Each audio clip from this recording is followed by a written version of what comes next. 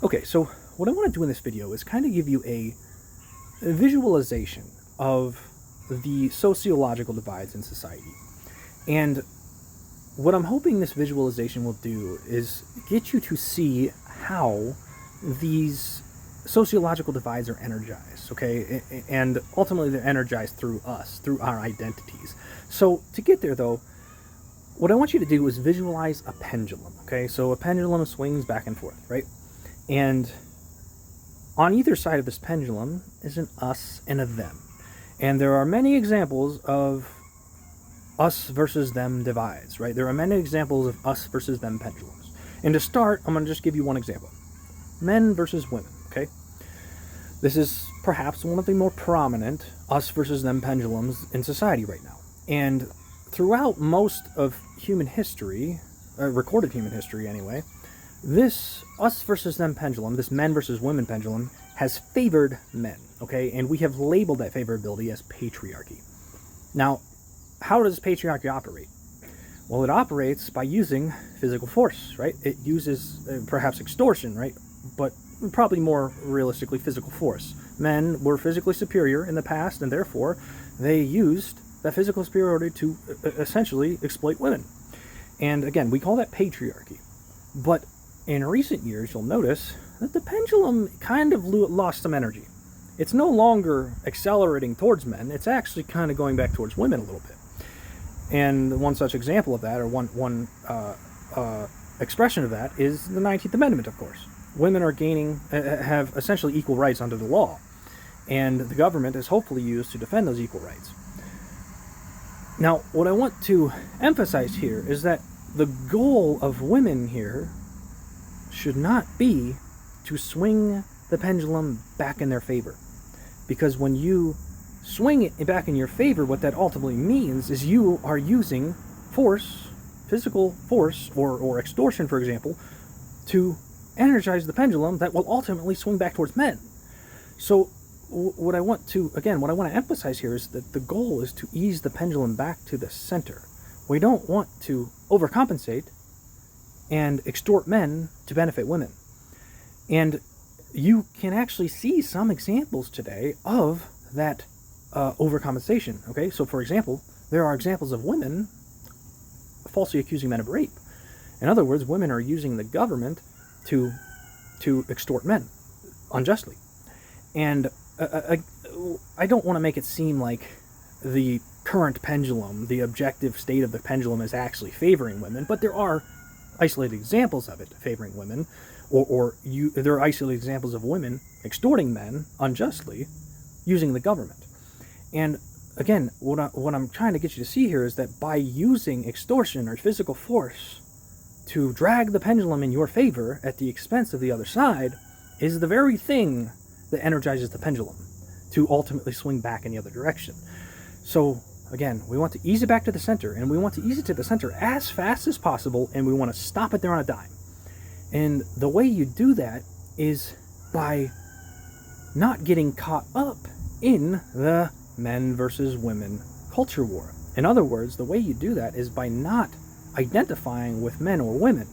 Instead, what you have to identify with is peace. You have to identify with the unwillingness to use physical force or extortion to drag the pendulum to your side. In other words, you don't want to identify or team up with all the men against the women or all the women against the men. What you want to do is team up against the people who are using physical force or extortion to pull the pendulum to their side. In other words, don't let the extortionist false accusations of women or the violent assaults of men poison the well for everybody. The problem is the physical extortion. The problem is the physical force. The problem is the violence. The problem is not men or all women, right? So again, we ease it back to the center, and we protect everybody's individual rights by doing so. The minute we pull that pendulum in favor of one side or the other is the minute we energize the pendulum and guarantee this continued swing of the pendulum. Only through the awareness of the violence or the physical force or the extortion that fuels the swing of the pendulum or energizes the pendulum can we ease it back to the center. We have to become conscious of what swings the pendulum. And again, what energizes the pendulum is extortion, physical force, violence. So in other words, there's another pendulum, a greater pendulum, a higher pendulum between violence and peace. And we need to identify with the peace above our identity with the men or the women, for example. And this is just one example. Okay, this men versus women pendulum is just one example. There are other prominent examples, okay? Some of those include black versus white, for example, right? There's this historical context of slavery that has largely favored white people at the expense of black people. And if black people go so far, if radical Black Lives Matter activists go so far as to commit violence against white people, all they're doing is fueling the continued swing of the pendulum. So again, we don't want to swing the pendulum in favor of black people. We want to ease it back to the center and protect everybody's individual rights equally. If we extort or use physical force to infringe on the other side, the rights of the other side of the pendulum's going to keep swinging. Again, the only way to stop the pendulum in the center is through the awareness, the conscious awareness of what it is that energizes the pendulum swing. And that energy is physical force. It is the fear of the physical force that your opposition uses. And if you justify the use of physical force because of that fear, you energize it nonetheless anyway. You encourage the opposition to respond in kind. It's a swing, and we want to stop it in the center. You'll notice that on either side of these pendulums are a victim and a perpetrator. But the truth is that there are white people who feel victimized by violent black people today. Despite the fact that the historical context largely favored white people, there are white people who feel victimized by black people. There are men who feel victimized by women because of those examples of false rape accusations. Again, there are white people who feel victimized by men or black men because of those examples of radical Black Lives Matter activists violently attacking white men. Right? We don't want to fuel the swing or energize the swing of the pendulum with violence.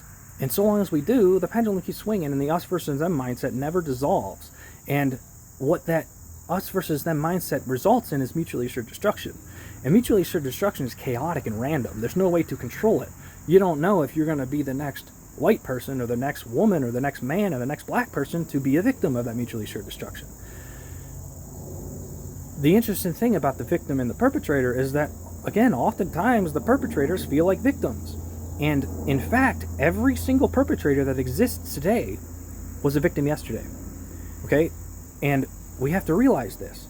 We have to realize that perpetrators are ultimately just hurt people who are hurting people. You probably heard the quote, hurt people hurt people. Perpetrators were yesterday's victims. Today's perpetrators were yesterday's victims. The only way to exit that victim-perpetrator cycle is to, you can think of the victim-perpetrator cycle like a coin, and it's spinning. We need to stop the coin on the side. And that is, stopping that victim-perpetrator coin on the side is equivalent to stopping the pendulum right in the middle, right? So there are other examples of these us versus them pendulums. Again, we had men versus women, we had black versus white, we have Christian versus Christianity versus Islam, right? This one's very old, right? We had Christians and Muslims fighting each other for centuries. There is LGBT versus straight, right? There is pro-vax versus anti-vax. There is pro-choice versus pro-life. There's nation versus nation divides, right? You have the United States versus China, or the United States versus Russia. You have capitalism versus socialism. You have Democrats versus Republicans. Again, all of these are examples of physical, all of these pendulums, or these us versus them divides, are fueled by or energized by physical force or extortion. So if you take the capitalism versus socialism divide, the capitalist funds the government to defend private property rights.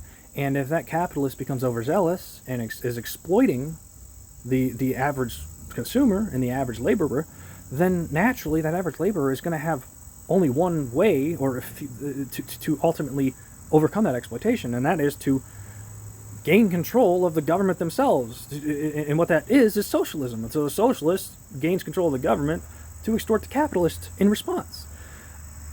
extortion doesn't solve the problem. Extortion just keeps the pendulum swinging. So the solution isn't for the socialists to gain control of the government and to raise the taxes on the capitalist. The solution is for the socialists to go start a worker cooperative, or to boycott the capitalist, or to you have consumer boycotts, you even have labor boycotts, right? So to refuse to work for the capitalist. And what that'll do is that organization will stop the pendulum in the middle without the use of extortion. Okay, you catching on here? So remember, every perpetrator today was a victim yesterday, and the only way to exit that victim-perpetrator cycle as a victim is to forgive the perpetrator. And this might seem counterintuitive. It might seem like suicide or almost like sacrifice, but the truth is that it's not sacrifice, because if you remain or energize that victim-perpetrator cycle, if you energize the swings of these us versus them pendulums, you're guaranteeing mutually assured destruction. So, in fact, again, what we have to do is identify with the peaceful side of the violence versus peace pendulum. And the interesting thing about that pendulum, the peaceful side of the pendulum, is that it doesn't have any weapons, physical weapons, right? It only has free speech. All I can do as somebody who identifies with the peaceful side of that violence versus peace pendulum is make a rational argument to you to get you to try to see the mutually assured destruction that comes from the swinging of the pendulum, from the energizing of the pendulum. So prioritize peace. Don't prioritize your identity with black community or the white community or the men or the women or the capitalists or the socialists. Withhold your desire to use physical force or extortion. Otherwise, you're going to energize the pendulum that feeds into the mutually assured destruction. So give it a little thought. Thanks for watching.